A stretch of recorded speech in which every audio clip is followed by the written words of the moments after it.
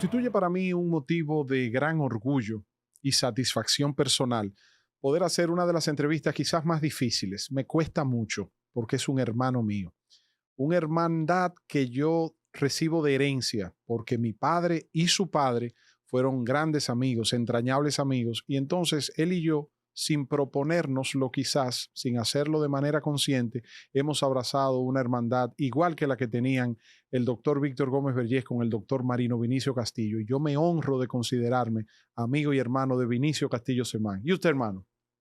Bueno, ante todo, decir que me siento muy contento y muy honrado de estar aquí en esta tribuna con este hermano, porque como tú apuntas, ese sentimiento que tiene es recíproco. Te considero un hermano y un amigo en momentos en que necesité ese amigo. Cuando llegué a la Cámara de Diputados, no se me va a olvidar nunca, que a mí no se me olvidan esas cosas. Conté con tu decidida ayuda y apoyo, y la relación tan antigua de nuestras familias, de nuestros padres, que fueron, igual que nosotros, guardando la distancia, Así es. hace décadas jugaron Sí, papeles sí, sí. estelares en la vida pública. Tú y yo seguimos recorriendo el Así trillo que es, ellos nos así es. abrieron. Nos falta mucho Sí, claro que para sí. No, ya acercarnos a ellos. los años que nos quedan a ti y a mí no nos va a No, dar. yo digo exactamente, para la preponderancia que ellos Sí, sí. tuvieron. Era otra sociedad Sí, también. sí, Era otra claro, sociedad. claro. Pero debo destacar algo que a mí me sorprende en la calle. No quieras tú saber la cantidad de personas que se me acercan para decirme, ¿y cómo que tú y Vinicito son tan amigos? ¿Y cómo que tú y Vinicito son hermanos? Porque debo decirles algo, independientemente de tener situaciones de diferencias coyunturales que las hemos tenido, siempre se ha mantenido la Así es, hermandad, y mi esposa Clara con su esposa así es, Bianca y así es, Pelegrín con así Tania y es. Kilvio, Maeno y también Siempre, Juárez y siempre. Y todos. don Víctor y tu madre, Tú doña sabes cómo te Carmencina. adoran, claro. No, mi mamá es tu fan número uno. Y Yo sé. también doña Sugela, Dios la tenga en gloria, Sí, una dama, Sugelita. Tú sabes que se sí, puso malo mi hijo y nunca olvido a Sugelita cómo sí, sí. me lo rescató allá en Estados Unidos cuando estaban en la Copa de Fútbol. No, no, es una relación. Eso es una relación Y de hermandad. así seguirá en el tiempo. No importa que Así es. podamos tener coyunturalmente algún tipo de diferencia política, que ni siquiera, No, no, no, hermano. Usted y fueron, yo. porque No, no. siempre estamos enfocados No, pero yo, pero en los mismos objetivos pero en favor de Vinicito, del debo país. decir que cuando hemos estado en posiciones contrarias en política, él siempre termina jalándome a mí para el lado de él. Yo nunca lo he podido jalar para el lado mío. Mira, Así Vinicio, es. ¿cómo es Vinicio Castillo en lo personal? ¿Por qué a la gente le cuesta creer que somos hermanos, que somos amigos? Es como que tú sabes que a ti te hacen bullying en las redes. Te Sí, dicen el muñeco Chucky, te sí, dicen que tú eres un desgraciado, que sí, tú eres sí, un hijo de tu madre. Ya tú sí, sabes todo lo que te sí. dicen. Entonces la gente percibe que por la radicalización de tus posiciones, por lo firme de tus creencias, por lo drástico que eres, te consideran como un eje del mal, como una Sí, persona que además tú eres muy frontal. sí, Entonces entienden que por tú defender con tanta vehemencia tus posiciones, tú no eres humano o no sí, tienes derecho a compartir sí, en familia y sí. amistad. ¿Cómo tú manejas Mira, eso? eso le pasa a todos los hombres públicos que asumen responsabilidades.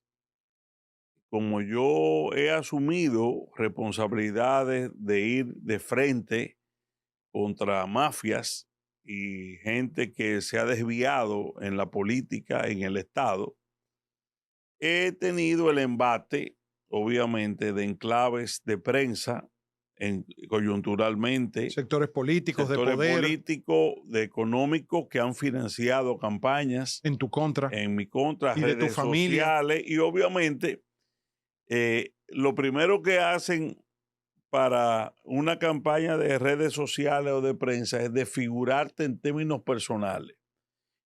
Eso pasó con mi padre también. Claro, lo que pasa es que en la época que se lo hicieron a Don Vincho no habían redes Y pasa sociales. ahora con Trump. También, no, ese es. Ellos tienen, sobre todo, hay una técnica que es, tú vas a una entrevista, te cogen la foto más que Donde tú pueda, estás gesticulando quizás de manera. exactamente, que se gesticula de manera natural, Ujú.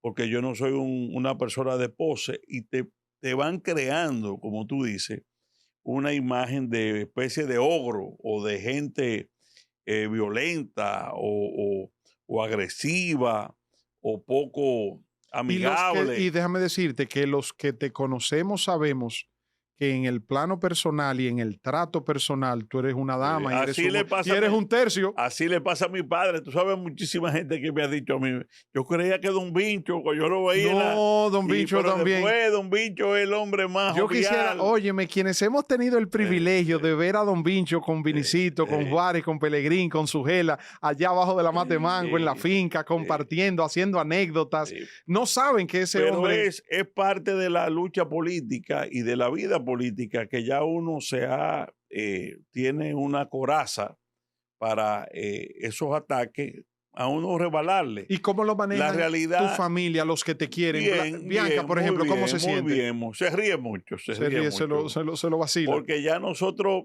sí, ya el que se quiere equivocar con uno es porque quiere. Eso es Porque así. todo el mundo sabe quién es Vinicio Castillo, quién es la familia Castillo.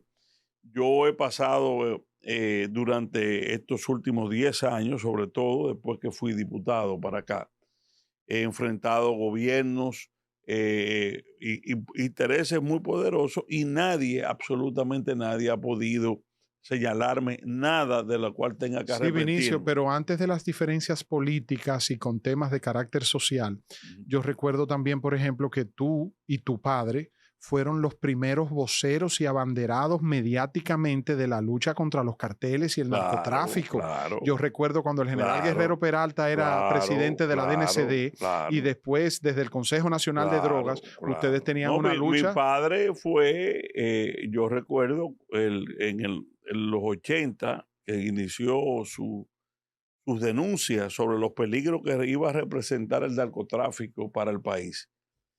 Mi padre fue objeto de 1000 campañas igual, que era un fabulador, que eran fábulas de Vincho, Yo recuerdo que lo acusaban de ser extremista. que Vincho era Sin un embargo, ha extremista, quedado corto, era Vinicio. un loco que quería asustar la sociedad y ahora se ha visto que todo lo que Vincho dijo durante mucho tiempo, como tú dices, quedó corto Claro, claro. en lo que decía. Yo recuerdo, por ejemplo, cuando el cartel de Medellín en los 80, cuando los dineros calientes, No, pero Vincho fue el claro, primero que dijo, claro, aquí estamos claro. Igual exportando con el tema haitiano. A mi también. hermano Pelegrín también y a mi padre, que comíamos haitiano, que éramos gente. Don Alvarito, lo que eh, pasa es que Pelegrín y Vinicito desayunan a un haitiano a la sí, parrilla todos los se días. hizo toda una campaña para el que no nos conocía. Bueno, diría, oh, esta gente son Mira esa eh, fotografía.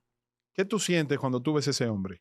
admiración, admiración. Y definitivamente que, cada día se lo digo cuando lo veo, la verdad que tiene la capacidad del viejo, como nosotros le decimos, la vitalidad, ¿Qué sus edad tiene ya? 93 años que cumple 9-3. ahora en julio, es un hombre, y sobre todo su olfato y su lucidez. Tú sabes que te voy a contar esta anécdota. Yo siempre voy todas las noches junto con mis hermanos a pasar revista con él. Y a veces, cuando él graba la respuesta el viernes, y yo escribo los lunes en el listín, y yo le leo mis artículos, y él me dice, pero tú viste la respuesta. Digo, no, no la he visto todavía, pero tú y yo estamos conectados. Es decir, tengo una consonancia con él, hasta en el análisis y la Qué coyuntura. privilegio, ¿eh? Es una cosa Sí, sí, increíble, qué satisfacción. pero La familia Castillo es una de las familias de mayor incidencia y tradición en la vida política dominicana. Desde tu abuelo Pelegrín, no, no, de más para atrás, pero más yo para en mi atrás. caso conozco la historia que papá me hacía de que don Pelegrín fue el secretario de justicia del gobierno de Horacio Vázquez Sí, pero abuelo y que fue también hijo, luchó contra la intervención norteamericana así fue, estuvo preso 2 años en en la Santiago primera por intervención. una querella que le puso el ejército de los Estados Unidos, ofensa contra las Fuerzas Armadas, En ese porque momento él, estábamos ocupados ocupado, porque él había denunciado atrocidades de un capitán de las tropas interventoras. allá en Santiago, Y lo fue aquí, en Santo Domingo, pero lo juzgaron en una corte marcial en Santiago. en Santiago por ofensa a las Fuerzas Armadas norteamericanas y lo absorbieron. Lo declararon inocente y terminaron condenando al capitán. Entonces, después de ahí, don Vincho. Pero él es hijo, o fue hijo, de el general Manuel María Castillo Medrano. Que ese vendría siendo tu bisabuelo. Mi bisabuelo, abuelo de mi papá.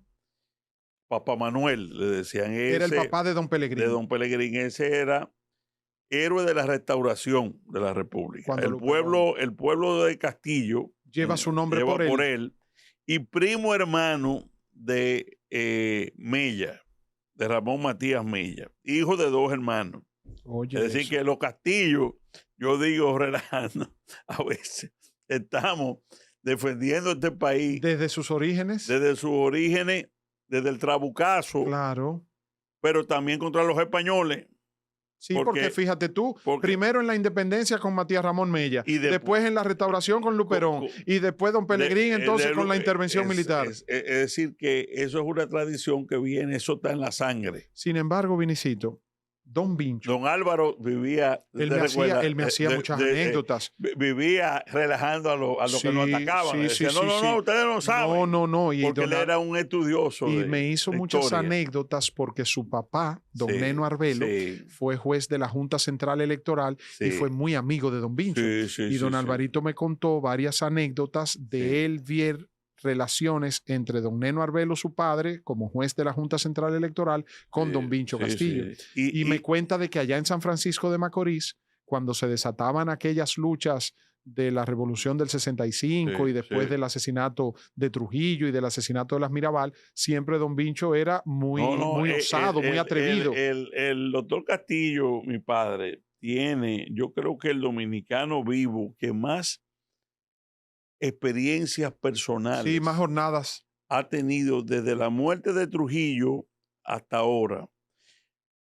Ha sido de una manera u otra testigo o actor directo. De primera línea. De todos los grandes acontecimientos. Así es. Mira esto. Él conoció a Balaguer, déjame decirte, él fue diputado en el 61. ¿No fue en el 58? No, 3 meses antes de morir Trujillo, de matar a Trujillo, 3 meses antes. Trujillo tenía una política de poner en su gobierno y en el Congreso a los profesionales jóvenes más brillantes del país. Y en una ocasión fue a San Francisco de Macorís y ya le habían hablado. Sí, que era un tribuno. Un pico de oro desde los 23 años. Sí. Y le ofreció un cargo en su gobierno. Entonces el viejo le dijo que estaba ejerciendo la profesión, que tendría que ser algo que él no le impidiera, y entonces lo nombró diputado. Con 20 y pico de añitos, 28, 27 años, y le tocó 3 meses después de eso, matan a Trujillo, y le tocó, ahí conoce a Joaquín Balaguer. En ese periodo. Porque cuando Balaguer asume ya la presidencia, en la transición, lo nombró su secretario de Trabajo, y lo encargó del Ministerio de Trabajo. Míralo y aquí. El viejo dice que pasó 3 o 4 semanas comiendo todos los días con el doctor Balaguer, y que a partir de ahí fue que él se hizo balaguerista. Míralo aquí compartiendo con el presidente Balaguer. Eso fue en el 84, que tuvimos una oposición conjunta, estaba gordo el viejo ahí, oposición conjunta con el doctor Balaguer, haciéndole oposición al gobierno del doctor Salvador Blanco. Y esta otra, fíjate aquí también con el presidente Balaguer, pero ya más de unos Esto años fue la adelante. puesta en circulación de un libro aquí en Telemicro.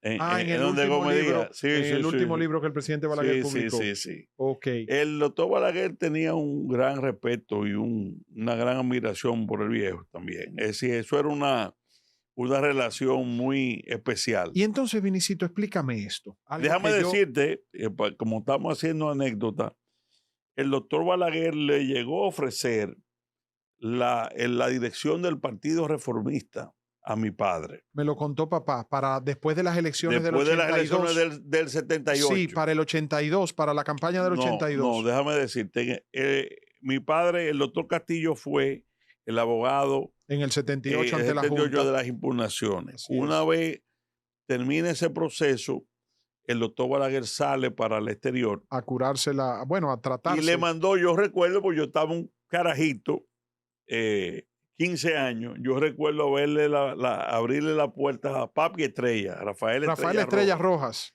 que venía con una carta del doctor Balaguer desde Miami. En esa carta que el viejo la publicó ahora en estos días, la estuvo leyendo, se publicó en aquella oportunidad. Él le ofrecía la dirección del Partido Reformista para en la posición que él quisiera tener. El doctor Castillo, que era un hombre, tenía una visión de que no podía compartir, la disputa en ese momento era con Fernando Álvarez Boal. Claro. Y le dijo que para él hacerse cargo del Partido Reformista, el doctor Balaguer tenía que hacer a un lado. Exactamente. Y el doctor Balaguer no era su forma, por eso el doctor Castillo no fue el secretario general que era del Partido Reformista, que era la posición que diríamos ejecutiva. Así es, así es. Porque también mi papá fue un eje fundamental en esas luchas, pero nunca fue un hombre de partido. Es decir, él lo hacía más intuito persona. Intuito persona. Sí. No era un hombre de estar dentro del Partido Reformista despachando con organismos y esas Pero hay cosas. algo que yo nunca he entendido. Dada esa amistad y esa relación política, personal, profesional con el doctor Balaguer durante los 12 años y durante los 8 años también de la oposición del 78 al 86, posteriormente también trabajó con los planes de reforma agraria, el presidente Balaguer lo utilizaba como una especie de asesor. Entonces, en el 94, el doctor Marino Vinicio Castillo hace una alianza con el archirrival de Balaguer, el profesor Juan Bosch, y ahí entonces se postula como candidato a senador para las elecciones del 94. La misma posición a la que tú estás aspirando ahora. Don Vincho fue candidato en el 94 en alianza con Juan Bosch y el PLD. Así fue. ¿Qué pasó? La relación con Balaguer siempre fue buena, pero era también de mucha independencia de mi padre con el doctor Balaguer.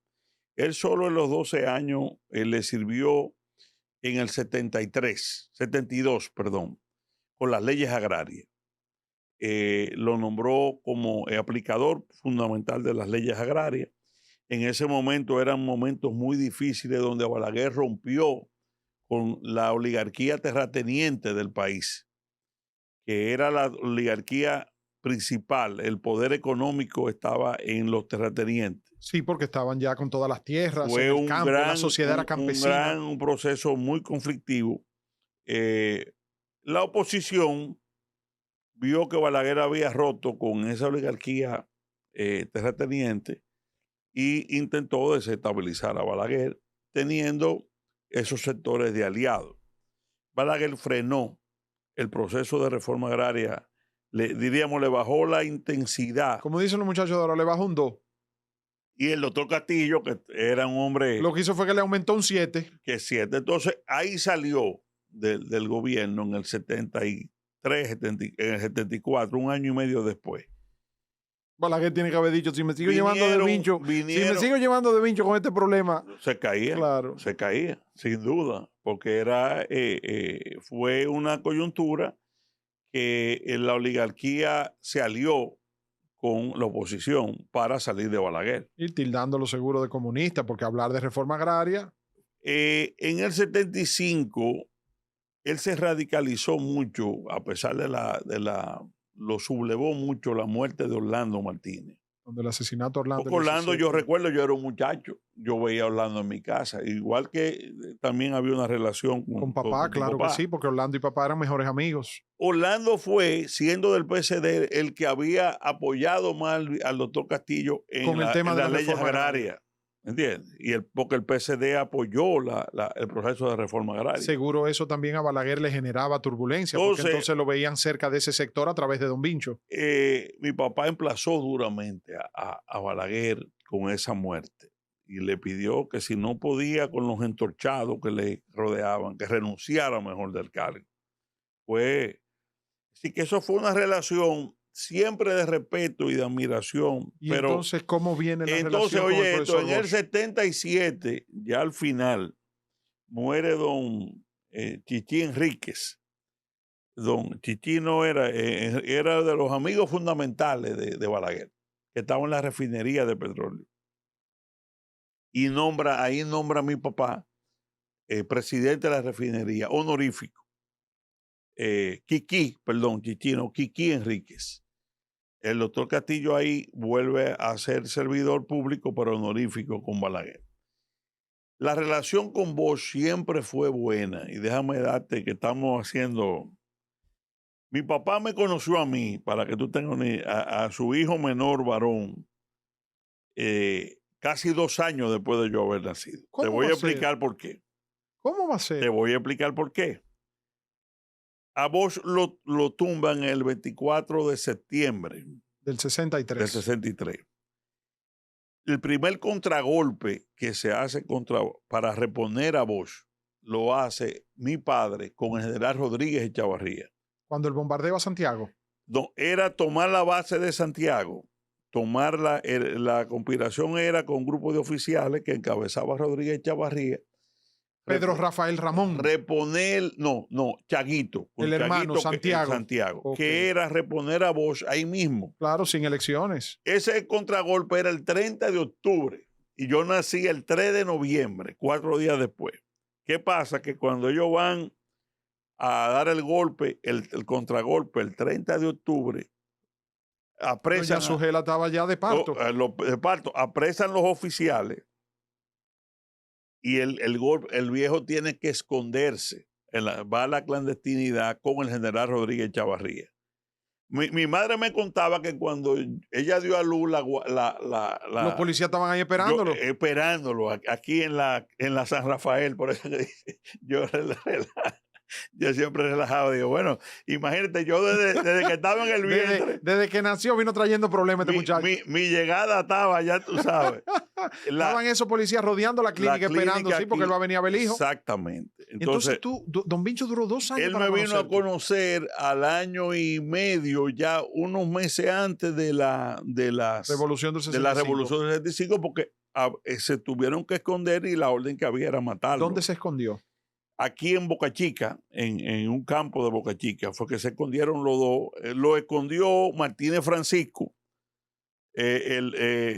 Antonio Martínez Francisco, fue que le dio albergue. Oye, eso. Y lo escondieron en una casa. Junto a los dos, al general. Al general Rodríguez Echavarría y al viejo. Oye, eso. Y entonces, Vinicito, ¿cómo viene entonces lo de Bosch, lo que te quiero decir, esa relación, mi papá no conocía a Bosch, pero se metió en el contragolpe. Defendiendo la institucionalidad. A Bosch. Entonces, Bosch siempre oía de él porque sabía de él. De hecho, hay muchas cosas que él tiene. Yo le digo al viejo que tiene que escribir. Porque esta anécdota es importante, Víctor. Faltando como 2 o 3 meses antes de la revolución, los oficiales que estaban complotando contra el triunvirato pidieron que hablar con Chaguito y con mi papá, que estaban escondidos. Y hubo una reunión famosa que está en ya el libro. Yo creo que Tony Raful lo tiene en un libro, en Boca Chica, en Juan Dolio creo que fue, que ahí conoce mi papá a Peña Gómez, con los oficiales que estaban conspirando. Para traer a Juan Bosch de vuelta. No, para tumbar el triunvirato y traer a Juan Bosch. Ya estaba en Puerto Rico, don Entonces, Juan. estaba Mundito Espinal, había un grupo y se dio una discusión interesantísima que fue al final parte de lo que pasó. Y era que habían 2 visiones.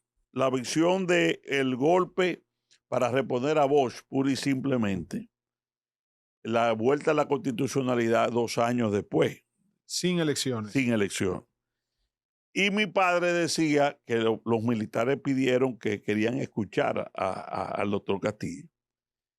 Y el viejo lo que le planteó en esa reunión, y ahí hubo un primer, diríamos, una discusión con el doctor Peña Gómez acerca de qué hacer. Decía que si traían a Bosch sin elecciones, iba a haber una división de las Fuerzas Armadas y iba a sobrevenir una intervención norteamericana. Como en efecto. El doctor Peña Gómez le dijo que ya a esa altura de los tiempos eso no era imposible pensar en una intervención militar, que eso estaba fuera de toda. Y lo que planteaba el viejo era que si había oficiales como Fernández Domínguez, Domínguez, que era Domínguez, de los, con la calidad de Fernández Domínguez, ¿por qué no hacer una junta militar encabezada por él y los oficiales constitucionalistas y dar paso a las elecciones con voz aquí, obviamente? Porque eso iba a traer la división. Y efectivamente, así fue todo ese desastre. Entonces, lo de Bosch viene después. Ellos hicieron grandes amigos porque mi padre fue abogado de Juan Bosch en varios de los procesos que él tuvo por difamación e injuria, casi 3 procesos. Y hay una anécdota que tiene que ver con, porque yo me recuerdo, ahora que tú hablas de la relación con Bosch. Un día, Víctor, yo era estudiante en la UNF y siempre estudiaba en la oficina de nosotros aquí en Los Próceres. Y yo llego un día en el gobierno del doctor Jorge Blanco a 8:30 de la mañana a la oficina y veo el carro 03 parqueado en la... Mi papá había llegado, cuando yo me desmonto, veo ahí frente a donde está la secretaria al general Cuervo Gómez. Y yo digo, pero general, ¿qué estás aquí? No, yo tengo que ver a su padre urgente.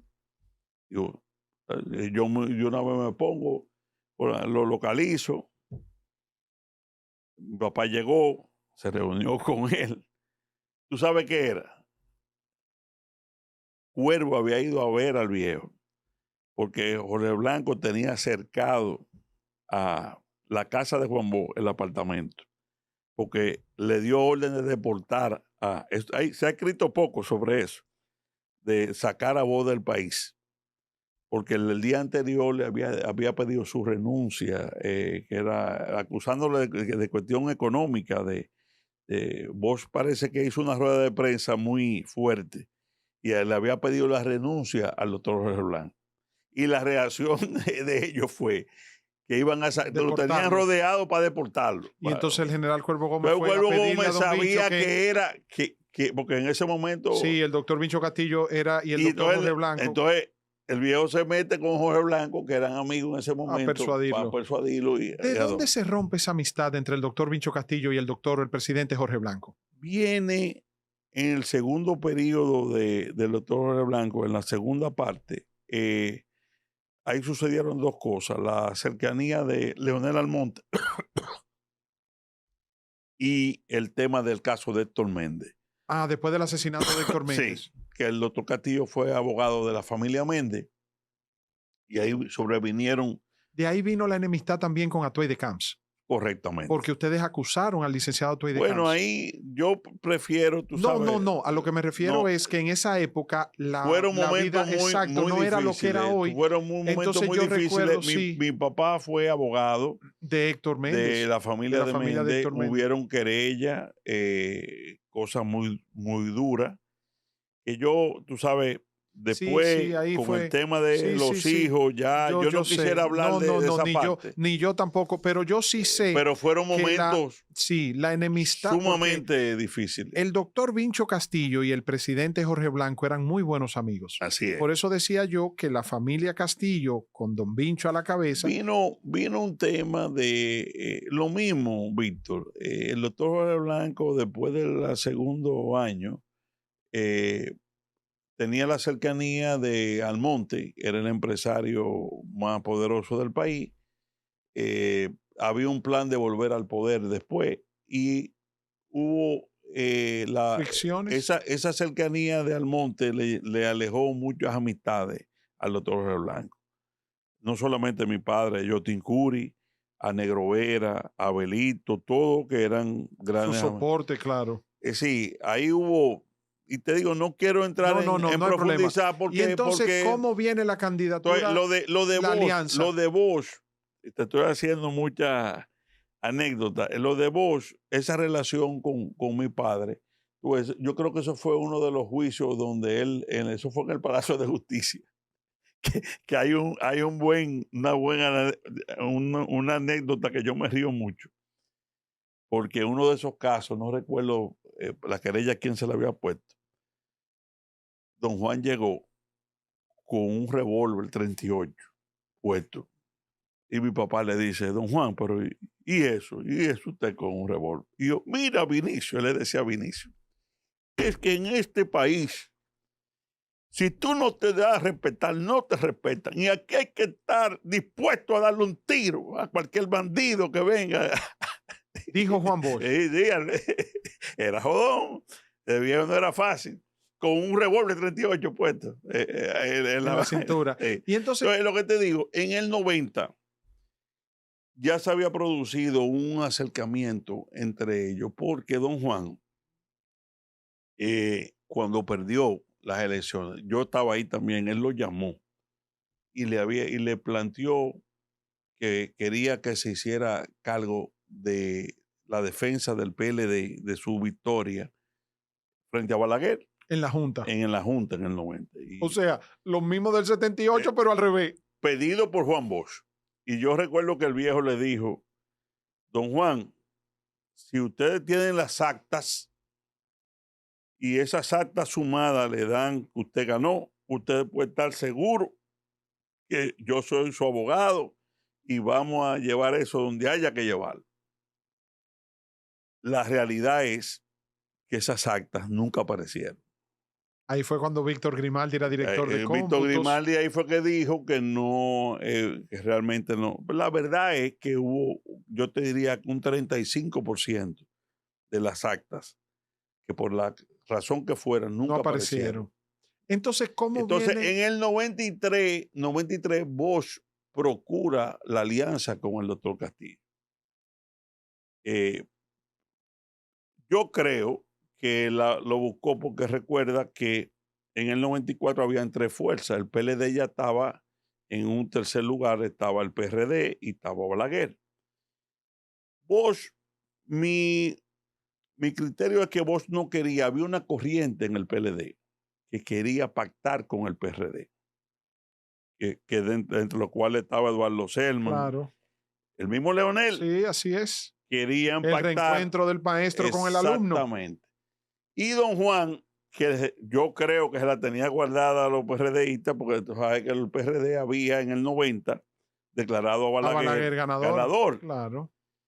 Sabía que si él no tenía a una gente como el viejo al lado, esos grupos le iban a llevar su PLD para el PRD. Pactar, sí. Y ahí es que se produce el acercamiento. El ofrecimiento de la senaduría del distrito. Pero más que los cargos, Víctor, esos viejos, el tema eran las ideas. Las ideas. Y entonces, yo recuerdo, ahí conocí yo a todos. Yo recuerdo el primer programa de Francisco Javier y Pelegrín, se lo armé yo, Unidos para Vencerse, en el 93. Íbamos todas las tardes, buscábamos a Leonel aquí en Galería Comerciales, que era el candidato a la vicepresidencia, y la gente no conocía a Leonel, la gente nada más conocía a Juan Bosch y a mi papá, porque eran la figura, y mi papá se paraba y decía, mire, yo te voy a contar algo, y es la primera vez que lo voy a decir públicamente, te voy a contar algo que me contó el presidente Danilo Medina. Me dice que en el 94... Danilo siempre andaba con nosotros. Ahí voy. Danilo Medina me contó que en el 94, para esas elecciones, a quienes los PLDistas veían de manera natural como el heredero de Juan Bosch para ser el candidato vicepresidencial, era a don Vincho Castillo. Y que Vincho Castillo siempre ponderó las condiciones de Leonel Fernández. Claro. Y que Vincho Castillo fue, junto con Danilo Medina y Juan Temístocles Montaz, los principales impulsores de que Leonel Fernández fuera el candidato vicepresidencial. Y me contó Danilo Medina también que para esas elecciones del año 1994 salían a recorrer las distintas barriadas del Distrito Nacional. Don Vincho Castillo como candidato a senador. Así. Leonel Fernández como candidato vicepresidencial y Danilo Medina, a la sazón diputado, coordinador de la campaña. Y me cuenta el presidente Medina que cuando iban a los mítines, a las reuniones, nadie conocía a Leonel y lo ignoraban. Y todo se iban a Vincho. Y entonces a don Vincho le daba apuro y le decía a Danilo, presenta a Leonel. No, eso es. Y eso, tú sabes que la admiración de mi padre por Leonel surgió ahí mucho, porque... Mira aquí esta fotografía de don Vincho con Leonel. Él vio a un Leonel joven que entendía el proceso, que aunque él tenía un rango mayor de candidato vicepresidencial y el viejo era candidato a senador, Leonel entendía que la figura de don Vincho, claro, era más preponderante, claro. Entonces, aunque fuera candidato a regidor. Pero él no se ponía bravo. Es decir, él administraba el ego. El ego, contrario a Felucho, que era candidato a alcalde y andaba huyendo con un grupo. Que no quería dejarse ver cerca de don Vincho para que no lo pacaran. Exactamente. Mira aquí también con el expresidente Danilo Medina, cuando el expresidente Danilo Medina una relación que él fue a consultarlos a ustedes en la oficina de abogados con el tema de la sentencia 168-13. Y después está también... Es bueno, fíjate, Víctor, esa foto, que es bueno verla en retrospectiva, explicarle a los televidentes, a los amigos que nos escuchan. En ese momento, el presidente Danilo Medina hasta ese momento había hecho un gobierno libre de cuestionamiento. Es una foto del 2013. Sí. Es decir, estaba la prédica del gobierno honesto, del gobierno limpio. Es decir, los choques de nosotros con Danilo vinieron posteriormente por situaciones que se dieron en el plano de Haití, cuando lamentablemente Danilo se guió de Gustavo Montalvo, que fue su eje principal de poder, dicho sea de paso, más nunca nadie ha sabido de Montalvo dónde está, ni en los centros espiritistas aparece Montalvo, que fue un factor de influencia enorme en Danilo en la política de haitianización del país. Y querían echar atrás la sentencia, la 168-13, que yo algún día, si Dios me da vida y salud, voy a escribir sobre eso. Estuvo a punto de anularse esa sentencia. Había una maniobra que llevó Montalvo desde el Palacio Nacional. Yo mismo tuve enfrentamientos con Danilo fuerte en el Palacio. Hubo como estamos haciendo anécdotas aquí, hubo una de ellas, cuando nosotros anunciamos que nos íbamos, que me llamó Radamés Jiménez y Miguel Mercedes, que era el asistente de Danilo, que si yo, por favor, fuera a ver a Danilo al Palacio, que me iban a entrar por una entrada secreta que tiene la presidencia. Digo, vamos. Y yo llego, ya yo había puesto, no había Twitter, era BB Chat. Yo había puesto en uno de los mensajes, abajo los traidores. Cuando yo llego al despacho del presidente, me dice Carlito Pared, está duro tú, está duro. Cuando me siento con Danilo, que siempre había sido, me dice, primera palabra, tú de que me quieres matar. Oye. Qué saludo. Oye, qué saludo. Así fue que arrancó él. Digo, no, presidente, yo no he hablado de matar a nadie. Yo digo que abajo los traidores. Y ahí arrancó. Y se me subió como un león. Pues yo queriéndome justificar que quería hacer un reglamento para darle nombres y apellidos inventados a la gente. Y a mí se me subió el árabe y el macorizano, y como él me habló alto, yo le hablé 2 veces más alto. Yo me recuerdo, Radamés y Miguel Mercedes, que estaban frente a nosotros, tú sabes, porque ahí dije, bueno, aquí voy a salir yo preso. Sin embargo, después que nos sulfuramos los dos, él me aceptó y me dijo, mira, yo te juro, Vinicito, que yo no hice ese decreto, yo no soy abogado, yo no soy abogado. Yo le dije a César Pina si no había nada ahí y yo lo firmé. Yo le dije, pero usted está creando una fábrica de identidades falsas. Vinicito, tú fuiste una pieza clave y fundamental para el triunfo de Danilo Medina en el 2012, Así desde la fue, interna. así fue, Yo así recuerdo que fue, estabas apoyando a José Tomás así Pérez y en fue. un momento dado llamaste a José Tomás y le hiciste la creación de conciencia de que era conveniente que el presidente Pero Fernández no, en ese momento y Danilo pero se no pusieran de es eso, acuerdo no es eso. Es decir, el que enfrenta a Félix Bautista y a Freddy Pérez, con el movimiento que reeleccionista de querían Leonel. reelegir a Leonel en el 12, fui yo. Obviamente, yo estaba apoyando a un Danilo Medina, que ¿cuál era el discurso de Danilo Medina?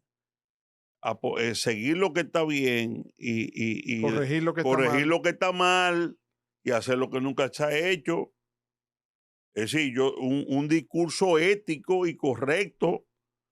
Ese fue el Danilo Medina que yo apoyé y tuve con él hasta la madrugada de ese día que ganamos ahí en el Jaragua. No, y después en el comando de campaña de la Es más, Sarasota. en el Jaragua me tocó que lo que subimos, oye, que a las 6 de la tarde, yo recuerdo, porque estaban los rumores que habíamos perdido. Eso era. Hipólito tenía. Y cuando subimos, me tocó subir con él y estaba toda esa gente ahí arriba, tú sabes, para averiguar. Sí, yo estuve con él hasta el final, pero a un Danilo totalmente diferente al Danilo que fue después. Te lo digo y quiero recalcar esto ¿Qué tú siempre. entiendes que pasó? Yo creo que el plan de perpetuarse en el poder lo dañó mucho. Sí, eso que él había dicho tantas veces, la prédica de Danilo de por qué no podía haber reelección. ¿Te recuerdas? Que el que se metía en reelección tenía que estar dispuesto a tragarse un tiburón podrido y no eructar. Eso fue lo que le pasó a él. Cuando él empezó ya en un plan, nos vamos a quedar aquí, empezó a consentir que pasara lo que fuera. Y el gobierno se le fue a todo eso que estamos viendo en los procesos judiciales. Obviamente llegó a términos que no pudo controlar porque el tema que no pudo, no, que consintió una serie de cosas que lo tienen ahora en un banquillo de acusados. Sin embargo, Vinicito. El tema de los hermanos, el tema de los cuñados, los montos, estamos hablando de miles y miles y miles de millones de pesos. Y llegó un momento pero todo giraba alrededor de un plan de perpetuarse en el poder. Enlace con la oligarquía, control de la prensa, nos quedamos aquí. Pero sin y embargo, Leonel lo sojugamos y finalmente él no se va a ir. Lo vamos a doblegar y se va a quedar en él. Ahí voy. Sin embargo, tú en ese momento renuncia a la Fuerza Nacional Progresista que formaba parte del gobierno, renunció Pelegrín como ministro de Energía y Minas, renunció José Ricardo Tavera como director de Migración, tú también como diputado. Rondón. Entonces, ¿qué pasó? Ustedes se van con Leonel Fernández.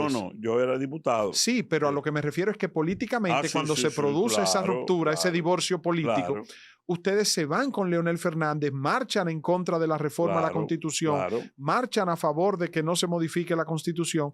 Entonces tú apoyas a Leonel Fernández y su candidatura del 20. Sin embargo, cuando te vas con Leonel y Leonel funda la Fuerza del Pueblo. Una lucha dura. Yo estaba ahí cuando se fundó. Pero es que tú le pusiste a disposición la Fuerza Nacional Progresista a Leonel Fernández. Don Vincho.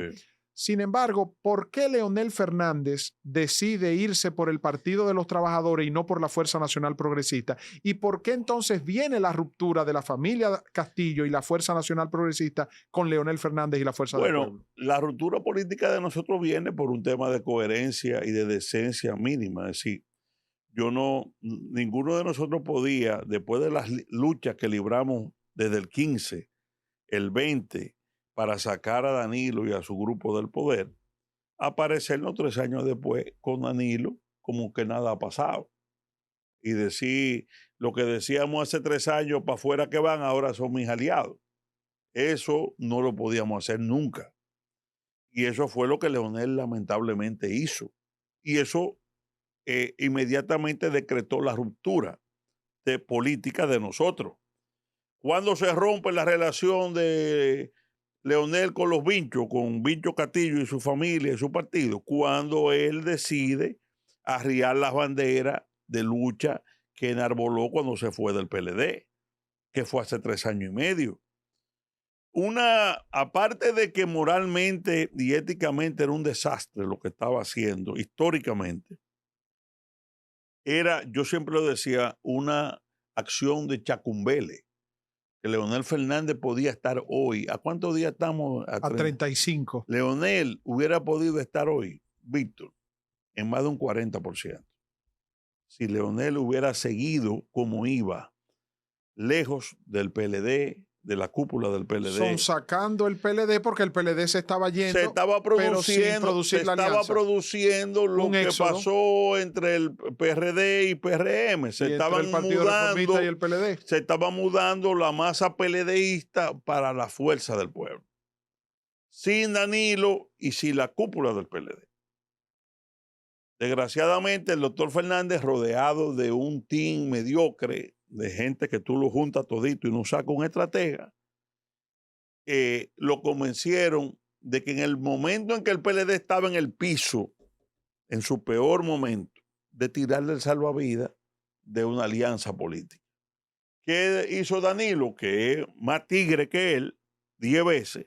Digo, sí, desde allá de Miami, yo estoy de acuerdo, pero lo primero es páreme el éxodo de PLDista para allá. 0 renuncia del PLD después de esto.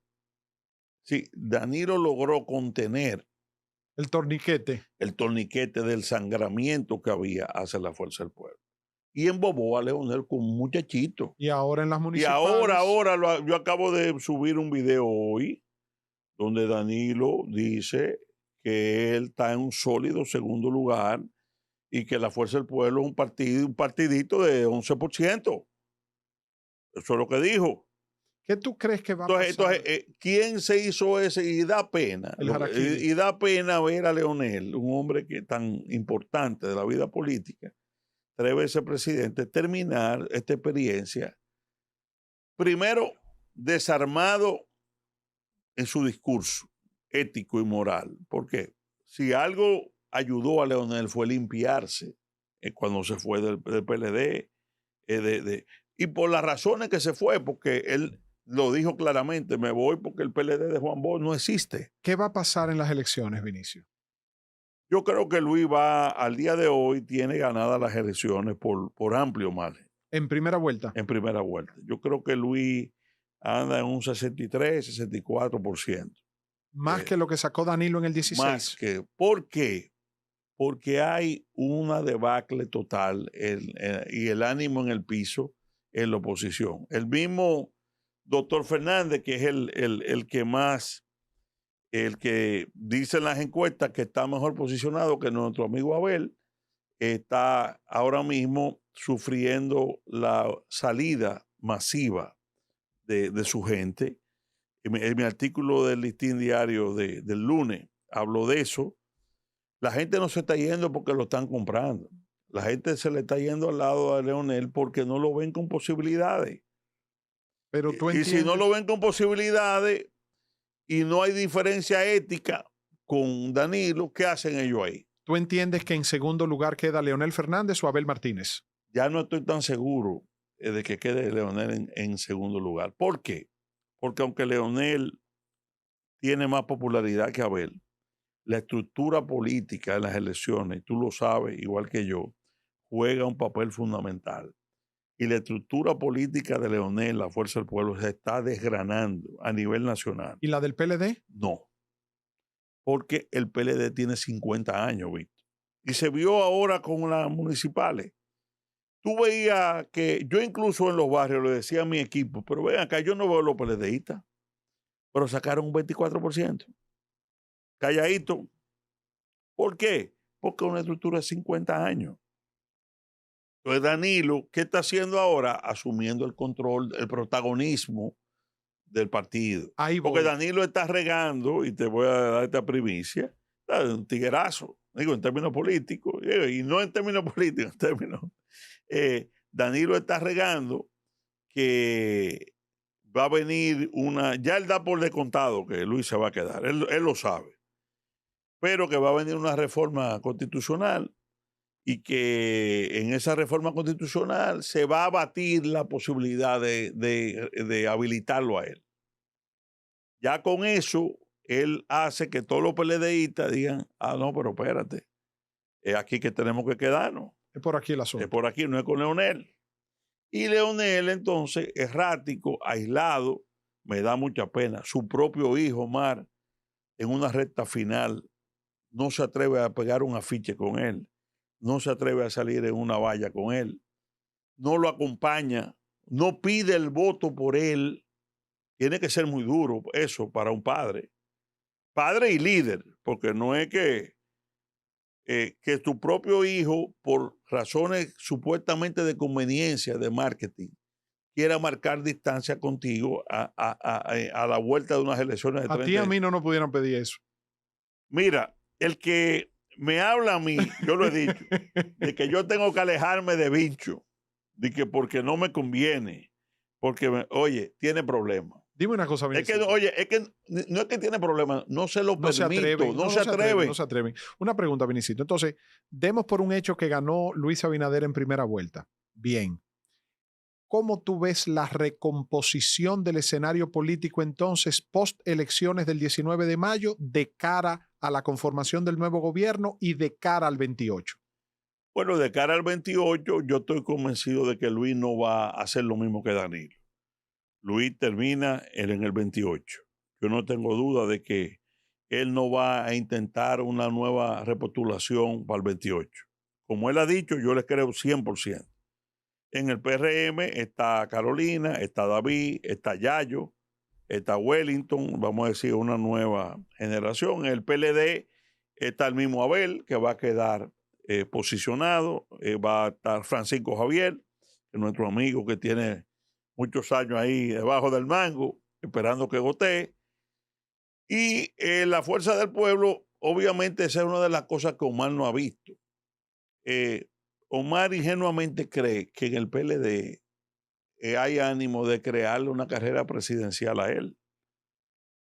Los PLDistas saben que si Omar es senador del distrito el 19 de mayo, es electo senador, es sin duda antes de diciembre candidato presidencial, posible candidato presidencial, potencial para el 28. Por lo tanto, yo creo que los aspirantes presidenciales del PLD no le interesará que gane Omar Fernández. ¿Tú entiendes que los PLDistas no quieren a Omar? Yo creo que por un tema estratégico, no en un tema personal, por un tema estratégico del 28, Omar Fernández, a ninguno de los que puedan tener un proyecto presidencial en el PLD le conviene que Omar sea el candidato a senador. Y en el caso, por ejemplo, del PRM, yo entiendo que si Guillermo, por eso yo digo muchas veces en los programas, y lo quiero reiterar hoy, que el único candidato real a senador del distrito, es Vinicio para Castillo. Pasarme 4 años bregando con proyectos de leyes y cosas legislativas, soy yo. Porque el amigo Guillermo, si gana también antes de diciembre, es el candidato presidencial de Alianza País desde el Senado de la República. Además, te pregunto, ¿tú crees que Guillermo Moreno, si resultase electo senador de la capital, mantendría su lealtad política a esta alianza con Luis Abinader y el PRM? Bueno, Moreno va a decir que su lealtad es con el país. ¿Qué significa eso? Que Luis puede tener problemas con los préstamos, con la reforma fiscal, con muchísimas cosas que Moreno va a jugar su papel si es electo el candidato a senador. Inicio, y una pregunta. Si es senador. Ahora, Danilo. Moreno ha dicho claramente que él no ha renunciado ni a su partido, ni a su... Es decir que él se maneja nadie puede reclamarle a Guillermo, si es senador, que no aspire y haga su papel desde el Senado. El expresidente Leonel Fernández ha dicho que el candidato a senador del PRM, Guillermo Moreno, no se sustenta por sí mismo porque tiene que hacer campaña acompañado de la figura del presidente Abinader y de los principales dirigentes. Pero es natural, porque Guillermo viene de un partido minoritario, de un 1, un 2%.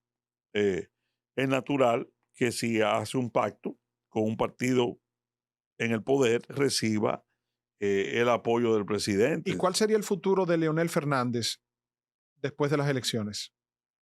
Yo creo que él mismo dijo ya que concluía su última aspiración, entiendo yo.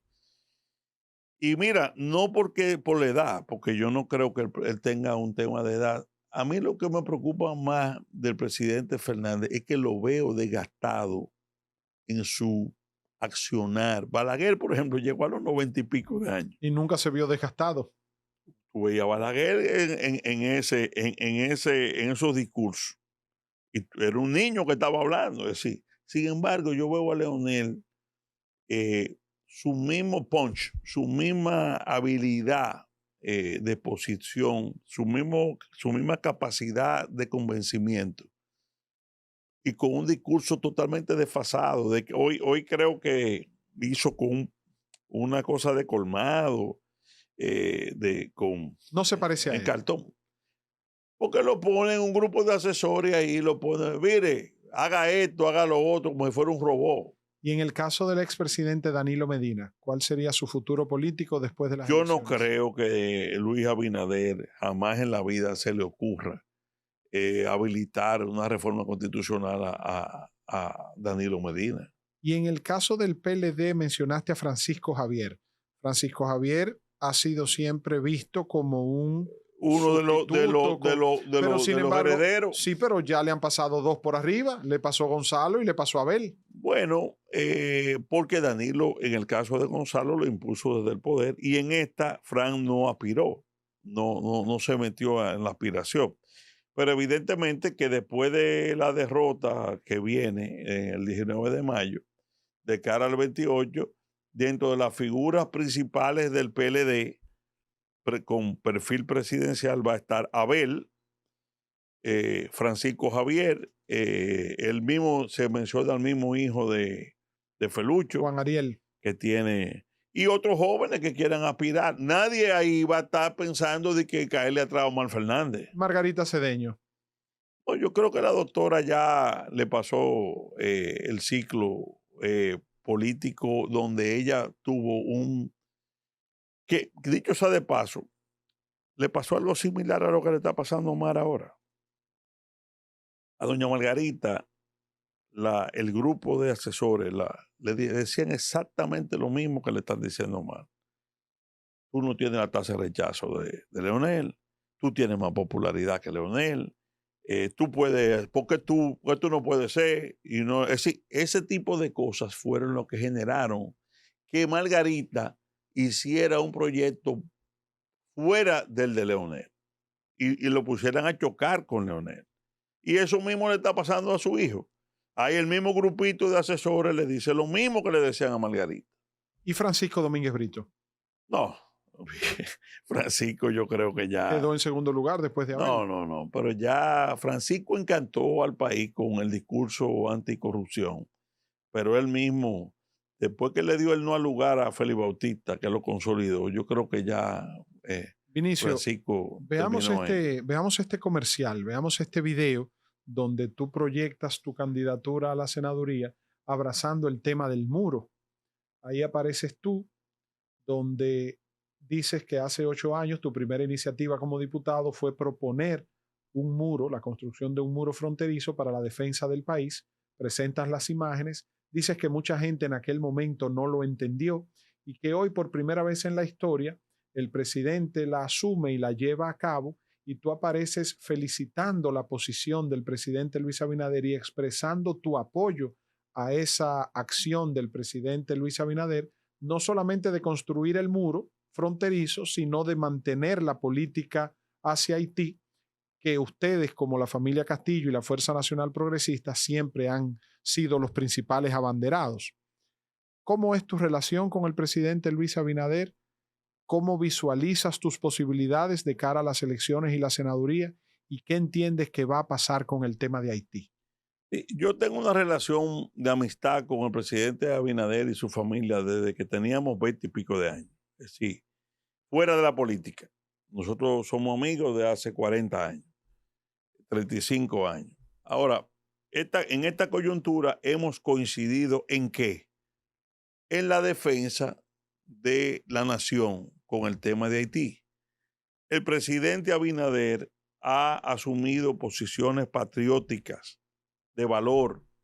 Eso del muro, tú estabas en la Cámara Claro, conmigo, tú te lo recuerdas, peleamos juntos. tú te recuerdas el terremoto que se armó cuando yo lo propuse. Claro que sí. Y todo el mundo me cayó arriba. Así es.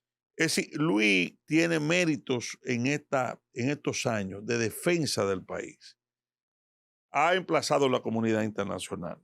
Ha dicho no voy a aceptar campos de refugiados. Ha hecho un esfuerzo en esta materia en un momento sumamente difícil, que está un Haití colapsado con la posibilidad de venir en masa para la República Dominicana. ¿Cuál es diríamos, la posición correcta de nosotros? En ese punto, coincidir y apoyarle, evidentemente. Por eso hago un spot explicándole al pueblo, ahora y para la historia, por qué yo estoy apoyando a Luis Abinader en esta coyuntura. Yo estoy apoyándolo por eso, por lo del muro, fundamentalmente, por lo de haberse puesto los pantalones a defender este país frente a la comunidad internacional. Haberle dicho al presidente de los Estados Unidos, yo no firmo el acuerdo de migraciones de Los Ángeles. Es decir, Luis ha tenido arrestos patrióticos. Entonces, hay que apoyarlo.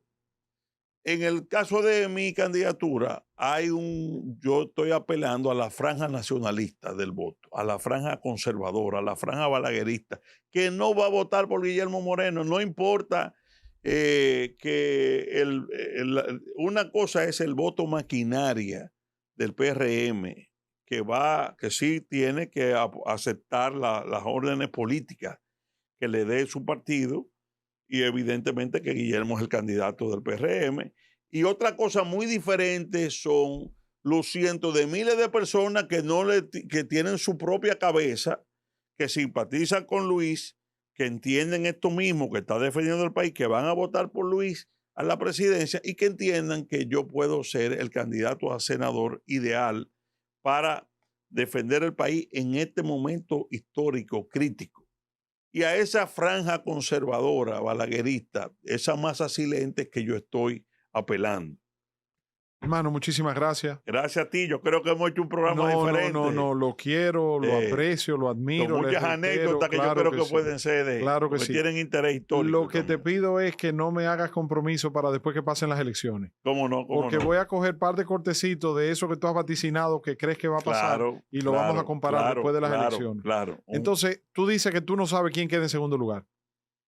En segundo lugar, yo creo que está bien apretado ahora mismo, porque lo que le lleva a Leonel Abel como candidato, se lo lleva el PLD a la Fuerza del Pueblo. Entonces hay que ver los factores maquinaria de voto, cómo se comportan. ¿Qué va a estar más fuerte, si el sentido de voto partido o el sentido de voto presidencial? Si Leonel tuviera posibilidades de ganar, realmente él aglutinara el presidencial. El problema es que está llegando en condiciones muy precarias. Claro. Entonces, el voto PLDista se puede concentrar mucho en el morado del PLD. Y Danilo, eso es lo que va a hacer en estos 40 días. Danilo va a asumir la campaña junto con Abel, pero de manera protagónica, la campaña morada. Y en el caso del presidente Abinader, tú dices que gana con más votos que lo que ganó Danilo en el 16. Y no con más, algo similar, por ahí anda. Gracias, hermano querido. Se le quiere. Muchas bendiciones. Señoras, a ustedes las gracias y nos vemos en una próxima entrega de Víctor en Vivo Podcast.